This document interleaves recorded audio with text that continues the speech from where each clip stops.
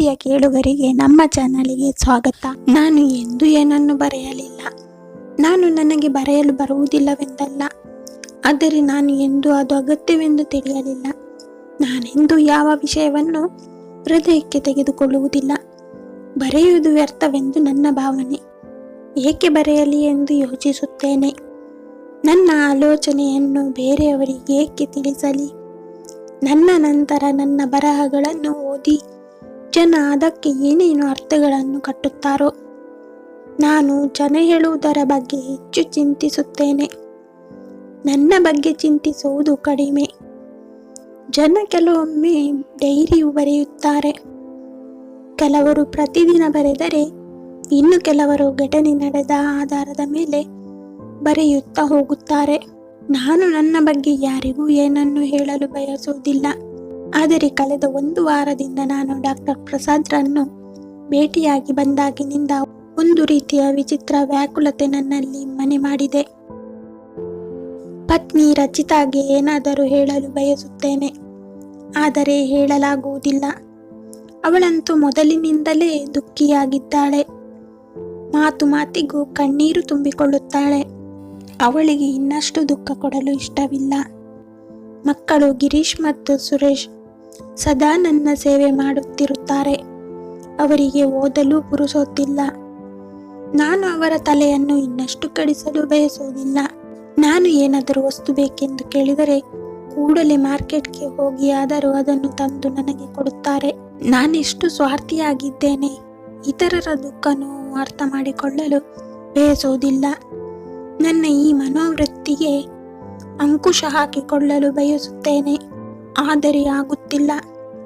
ಅಪ್ಪ, ನೀವು ಯೋಚಿಸಬೇಡಿ, ಬೇಗನೆ ಗುಣವಾಗ್ತೀರಿ ಎಂದು ಗಿರೀಶ್ ತನ್ನ ಕೈಯನ್ನು ನನ್ನ ತಲೆಯ ಮೇಲಿಟ್ಟ. ಹಾಗೆ ಹೇಳಿ ಅವನು ಯಾರಿಗೆ ಸಾಂತ್ವನ ನೀಡುತ್ತಿದ್ದಾನೆ, ನನಗೋ ಅಥವಾ ತನಗೋ? ಅವನಿಗೆ ಏನು ಹೇಳಲಿ? ಮೊಬೈಲ್ನಲ್ಲಿ ಇನ್ನೊಬ್ಬ ಡಾಕ್ಟರ್ನ ಕನ್ಸಲ್ಟ್ ಮಾಡುತ್ತಾನೆ ಅಥವಾ ನೆಟ್ನಲ್ಲಿ ಸರ್ಚ್ ಮಾಡುತ್ತಾನೆ. ಮಕ್ಕಳು ಒಂದು ಉಸಿರಿನ ಲೆಕ್ಕವನ್ನು ಇಡುತ್ತಾರೆ. ಎಲ್ಲೂ ಏನೂ ಕಡಿಮೆಯಾಗಬಾರದು. ನಾನು ಹಾಸಿಗೆಯ ಮೇಲೆ ಮಲಗಿ ಅವರೆಲ್ಲ ಗಡಿಬಿಡಿ ಹತಾಶೆ ನಿರಾಶೆಗಳನ್ನು ಅವರಿಗೆ ತಿಳಿಯದಂತೆ ನೋಡುತ್ತಿರುತ್ತೇನೆ. ಅವರ ಕಣ್ಣುಗಳಲ್ಲಿ ಭಯ ಇದೆ. ಈಗ ನನಗೂ ಭಯವಾಗುತ್ತಿದೆ. ನಾನು ಯಾರಿಗೂ ಏನೂ ಹೇಳಲ್ಲ. ಡಾಕ್ಟರ್ ಅರ್ಜುನ್, ಡಾಕ್ಟರ್ ಸುನೀಲ್ ಮತ್ತು ಡಾಕ್ಟರ್ ಅನಂತ್ ಎಲ್ಲರದು ಒಂದೇ ಅಭಿಪ್ರಾಯ. ಇಡೀ ಶರೀರದಲ್ಲಿ ವೈರಸ್ ಹರಡಿಬಿಟ್ಟಿದೆ. ಲಿವರ್ ಡ್ಯಾಮೇಜ್ ಆಗಿದೆ. ಇನ್ನು ಬದುಕಿನ ದಿನಗಳನ್ನು ಎಣಿಸುವುದು ಬಾಕಿ. ಡಾಕ್ಟರ್ ಫೈಲನ್ನು ತಿರುವುತ್ತಾರೆ, ಪ್ರಿಸ್ಕ್ರಿಪ್ಷನ್ ಓದುತ್ತಾರೆ ಮತ್ತು ಈ ಔಷಧ ಬಿಟ್ಟು ಬೇರೆ ಔಷಧವಿಲ್ಲವೆನ್ನುತ್ತಾರೆ. ಅದನ್ನು ಕೇಳಿ ನನಗೆ ಉಸಿರು ಕಟ್ಟಿದಂತಾಯಿತು. ನನಗಿನ್ನು ಸ್ವಲ್ಪ ಸಮಯ ಮಾತ್ರ ಉಳಿದಿದೆ ಅನಿಸಿತು. ಈಗ ನನ್ನೊಳಗೆ ಬದುಕಬೇಕೆಂಬ ಅದಮ್ಯ ವಾಂಛೆ ಮೊಳೆಯತೊಡಗಿತು. ನನ್ನ ನಂತರ ನನ್ನ ಹೆಂಡತಿ ಮಕ್ಕಳ ಗತಿ ಏನು? ರಚಿತಾ ಒಬ್ಬಳೆ ಮಕ್ಕಳನ್ನು ಹೇಗೆ ಸಂಭಾಳಿಸುತ್ತಾಳೆ? ಮಕ್ಕಳ ಓದು ಹೇಗೆ ಮುಗಿಯುತ್ತದೆ? ಮನೆಯ ಖರ್ಚು ಹೇಗೆ ಪೂರೈಕೆಯಾಗುತ್ತದೆ? 3-4 ಲಕ್ಷ ರೂಪಾಯಿ ಅಂತೂ ಮನೆಯಲ್ಲಿದೆ. ಆದರೆ ಅದು ಎಲ್ಲಿಯವರೆಗೆ ಬರುತ್ತದೆ? ಅದು ಡಾಕ್ಟರುಗಳ ಫೀಸಿಗೆ ಮತ್ತು ನನ್ನ ಅಂತಿಮ ಸಂಸ್ಕಾರಕ್ಕೆ ಸರಿ ಹೋಗುತ್ತದೆ. ಹಣ ಬರುವ ಬೇರೆ ಯಾವ ಮಾರ್ಗಗಳೂ ಇಲ್ಲ. ರಚಿತಾ ಕೆಲಸಕ್ಕೆ ಸೇರುತ್ತೇನೆಂದು ಎಷ್ಟು ಬಾರಿ ಕೇಳಿದ್ದಳು. ಆದರೆ ಪುರುಷ ಸಹಜ ಅಹಂನಿಂದ ನಾನು ಅದನ್ನು ತಳ್ಳಿ ಹಾಕಿದ್ದೆ. ನಿನಗೇನು ಕಡಿಮೆಯಾಗಿದೆ? ನಾನು ಎಲ್ಲರ ಅಗತ್ಯಗಳನ್ನು ಆರಾಮವಾಗಿ ಪೂರೈಸಬಲ್ಲೆ ಎಂದಿದ್ದೆ. ಆದರೆ ನಾನಿಲ್ಲದಾಗ ರಚಿತಾ ಒಬ್ಬಳೇ ಎಲ್ಲವನ್ನು ಹೇಗೆ ಸಂಭಾಳಿಸುತ್ತಾಳೆ? ಮನೆಯಲ್ಲಿ ಮತ್ತು ಹೊರಗೆ ಸಂಭಾಳಿಸುವುದು ಎಷ್ಟು ಕಷ್ಟ. ಈಗ ನಾನೇನು ಮಾಡಲಿ? ಅವಳಿಗೆ ಹೀಗೆ ಅರ್ಥ ಮಾಡಿಸಲಿ? ನಾನು ಸತ್ತ ನಂತರ ಹತಾಶೆಯಿಂದ ಅವಳು ಆತ್ಮಹತ್ಯೆ ಮಾಡಿಕೊಳ್ಳದಿದ್ದರೆ ಸಾಕು. ಇಲ್ಲ, ಅವಳು ಹಾಗೆ ಮಾಡುವುದಿಲ್ಲ. ಅವಳು ಅಷ್ಟು ವೀಕ್ ಅಲ್ಲ.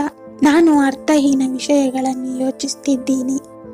ಆದರೆ ರಚಿತಾಗೆ ಏನಾದರೂ ಹೇಳೋಣ ಅಂದರೆ ನನ್ನ ಬಳಿ ಶಬ್ದಗಳೇ ಇಲ್ಲ. ಬಂಧುಗಳು ಒಬ್ಬೊಬ್ಬರೇ ಬಂದು ನೋಡಿ ಹೋಗುತ್ತಿದ್ದಾರೆ. ಕೆಲವರು ನನಗೆ ಸಮಾಧಾನ ಹೇಳುತ್ತಾರೆ.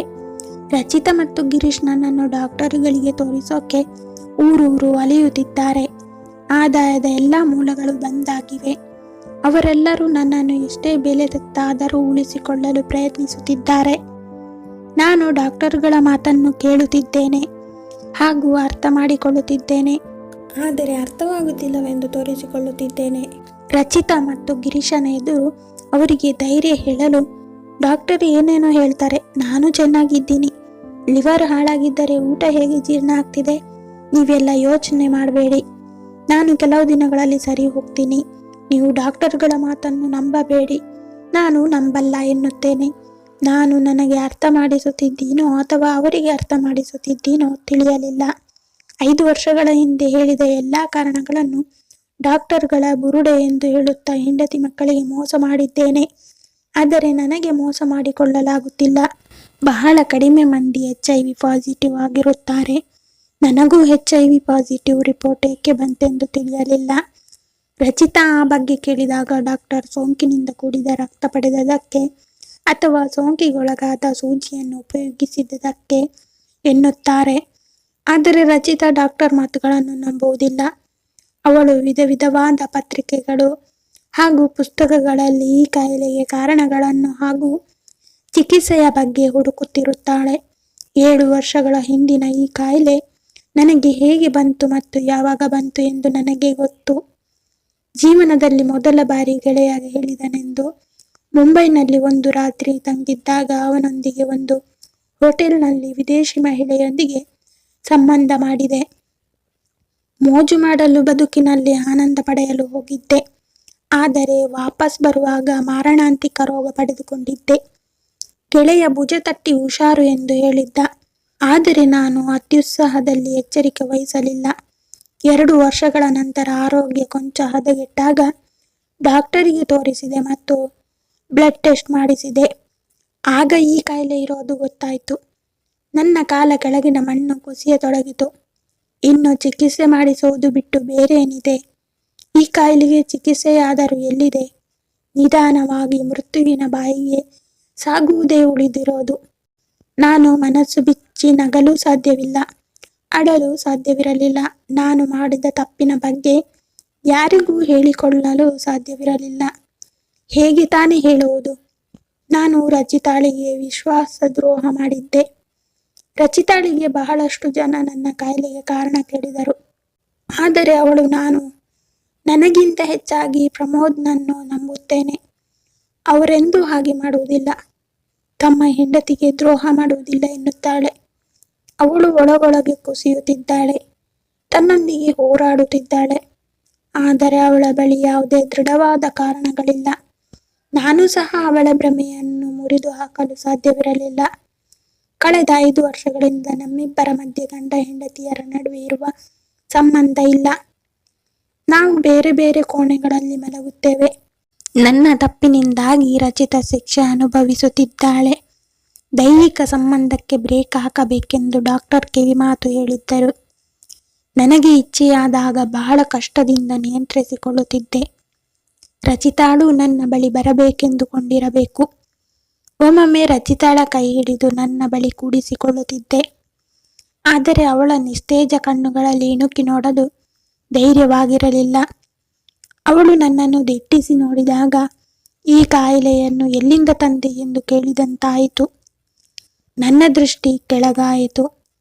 ನಾನೊಬ್ಬ ಅಪರಾಧಿ ಎಂದು ಮನಸ್ಸಿನಲ್ಲೇ ಹೇಳಿಕೊಳ್ಳುತ್ತಿದ್ದೇನೆ. ಅವಳಲ್ಲಿ ಕ್ಷಮೆ ಕೇಳಿ ನನ್ನ ಅಪರಾಧವನ್ನು ಕಡಿಮೆ ಮಾಡಿಕೊಳ್ಳಲಾಗುವುದಿಲ್ಲ. ನಾನು ದಿನವೂ ನಿನ್ನ ಕೋಣೆಗೆ ಬಂದು ನೀನು ಎದೆಯ ಮೇಲೆ ದಿಂಬಿಟ್ಟುಕೊಂಡು ನಿದ್ರಿಸುವುದನ್ನು ನೋಡುತ್ತೇನೆ. ಕಣ್ಣುಗಳು ತುಂಬಿ ಬರುತ್ತವೆ.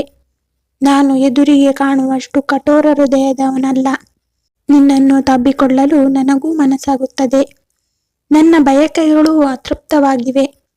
ಒಂದೇ ಮನೆಯಲ್ಲಿದ್ದು ನಾವು ನದಿಯ 2 ದಡಗಳಾಗಿದ್ದೇವೆ. ನೀನು ಕ್ಷಣ ಕ್ಷಣಕ್ಕೂ ನನ್ನನ್ನು ಗಮನಿಸುತ್ತೀಯ. ಸಮಯಕ್ಕೆ ಸರಿಯಾಗಿ ಊಟ, ಔಷಧಿಗಳನ್ನು ಕೊಡುತ್ತೀಯ. ಡಾಕ್ಟರ್ ಬಳಿ ಕರೆದುಕೊಂಡು ಹೋಗುತ್ತೀಯ. ಆದರೂ ನಾನು ಅಸಂತುಷ್ಟನಾಗಿದ್ದೇನೆ. ನಾನು ನಿನ್ನನ್ನು ಪಡೆಯಲು ಇಚ್ಛಿಸುತ್ತೇನೆ. ನೀನು ದೂರ ಓಡುತ್ತೀಯ. ನಾನು ನನ್ನ ಭಾವನೆಗಳನ್ನು ನಿಯಂತ್ರಿಸಿಕೊಳ್ಳದಿದ್ದರೆ ಅವು ಕೋಪಗೊಳ್ಳುತ್ತವೆ. ಆಲೋಚನೆ ಮತ್ತು ವಿವೇಕ ಹಿಂದುಳಿಯುತ್ತವೆ. ನಾನು ಸಾಯುತ್ತಿದ್ದೇನೆ. ನಿನಗೂ ಸಾವು ಕೊಡಲು ಬಯಸುತ್ತೇನೆ. ನಾನೆಂಥ ಸ್ವಾರ್ಥಿ ರಚಿತಾ. ಕಾಲದೊಂದಿಗೆ ಅಂತರವೂ ಹೆಚ್ಚಾಗುತ್ತಿದೆ. ನಾನು ಬದುಕುವುದು ಎಲ್ಲರಿಗೂ ವ್ಯರ್ಥ ಅನಿಸಿದೆ. ಎಲ್ಲರಿಗೂ ಕಷ್ಟ ಕೊಟ್ಟು ಬದುಕಿರುವುದೇಕೆ? ನಾನು ಬದುಕಿರುವಾಗಲೂ ನಾನಿಲ್ಲದೆ ಎಲ್ಲ ಕೆಲಸಗಳು ಸಾಗುತ್ತಿವೆ. ನಾನು ಸತ್ತ ನಂತರವೂ ಸಾಗುತ್ತವೆ. ಇಂದು 10ನೇ ತಾರೀಕು. ನನ್ನನ್ನು ಪರೀಕ್ಷಿಸಿ ಡಾಕ್ಟರ್ ಈಗ ತಾನೇ ಹೊರಟರು. ಆರುವ ಮೊದಲು ಪ್ರಖರವಾಗಿ ಉರಿಯುವ ದೀಪದಂತೆ ಬದುಕುವ ಪೂರ್ಣ ಇಚ್ಛೆಯಿಂದ ಹಾಸಿಗೆಯಿಂದ ಏಳುತ್ತೇನೆ. ರಚಿತಾ ಮತ್ತು ಮಕ್ಕಳ ಕಣ್ಣುಗಳಲ್ಲಿ ಹೊಳಪು ಕಾಣುತ್ತದೆ. ನಾನು ಟಾಯ್ಲೆಟ್ವರೆಗೆ ನಡೆದು ಹೋಗುತ್ತೇನೆ. ನಾನು ಹೋದ ನಂತರವೂ ನೀನು ಈಗಿರುವಂತೆಯೇ ಇರಬೇಕು ರಚಿತಾ. ನಾನು ಹೋದ ವಾರ ನಿನ್ನ ಬ್ಯಾಂಕ್ ಖಾತೆಗೆ ಹಣವನ್ನು ವರ್ಗಾಯಿಸಿದ್ದೇನೆ. ನನ್ನ ನಂತರ ನಿನಗೆ ಯಾವುದೇ ತೊಂದರೆಯಾಗಬಾರದು. ನೀನು ತಿಳುವಳಿಕೆ ಉಳ್ಳವಳು. ನಿನ್ನನ್ನು ಹಾಗೂ ಮಕ್ಕಳನ್ನು ಸಂಭಾಳಿಸು. ನಿನ್ನೊಬ್ಬಳನ್ನೇ ಬಿಟ್ಟು ಹೋಗಲು ನನಗೆ ಇಷ್ಟವಿಲ್ಲ. ಆದರೆ ಹೋಗಲೇಬೇಕು. ನಿನಗೆ ಏನನ್ನು ಹೇಳಲು ಮನಸ್ಸಾಗುತ್ತದೆ, ಆದರೆ ಹೇಳಲಾಗುತ್ತಿಲ್ಲ. ನೀನು ನನಗೆ ಬಹಳಷ್ಟು ವಿಷಯಗಳನ್ನು ಹೇಳಲು ಬಯಸುತ್ತಿ, ಆದರೆ ನನ್ನ ಪರಿಸ್ಥಿತಿ ನೋಡಿ ಸುಮ್ಮನಿದ್ದೀಯ. ನಾನು ನಿನಗೆ ಏನೂ ಹೇಳಲು ಸಾಧ್ಯವಿಲ್ಲ. ನೀನು ಕೇಳುವುದಿಲ್ಲ. ನಿನಗೆ ಯಾವುದೇ ಕ್ಷಣದಲ್ಲೂ ವಿದಾಯ ಹೇಳುತ್ತೇನೆ. ನಿನಗೂ ಅದರ ಬಗ್ಗೆ ಭಯವಿದ್ದೇ ಇದೆ. ಆದ್ದರಿಂದ ನೀನು ಆಗಾಗ ನನ್ನನ್ನು ಕೂಗುತ್ತಿರುತ್ತೀಯ. ನಮ್ಮಿಬ್ಬರ ಮನಸ್ಸಿನಲ್ಲಿ ಒಂದೇ ವಿಷಯ ನಡೆಯುತ್ತಿರುತ್ತದೆ ರಚಿತಾ.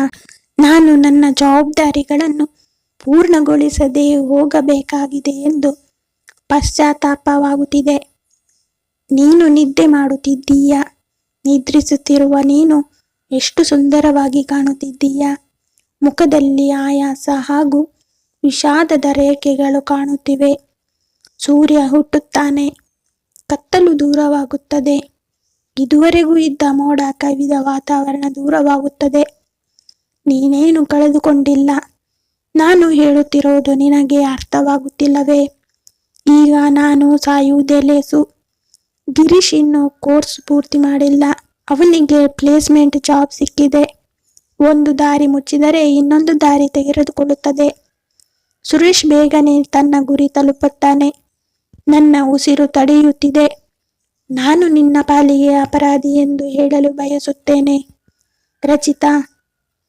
ಇದು ಜೀವನದ ಕೊನೆಯಲ್ಲ, ಒಂದು ಹೊಸ ಜೀವನದ ಆರಂಭ. ನಿನ್ನ ಬಳಿ ನನ್ನನ್ನು ಬಿಟ್ಟು ಎಲ್ಲವೂ ಇರುತ್ತದೆ. ನನ್ನ ನಂತರ ನಿನಗೆ ಎಲ್ಲವೂ ಬರಿದು ಶೂನ್ಯ ಅನಿಸುತ್ತದೆ ಎಂದು ನನಗೆ ಗೊತ್ತು.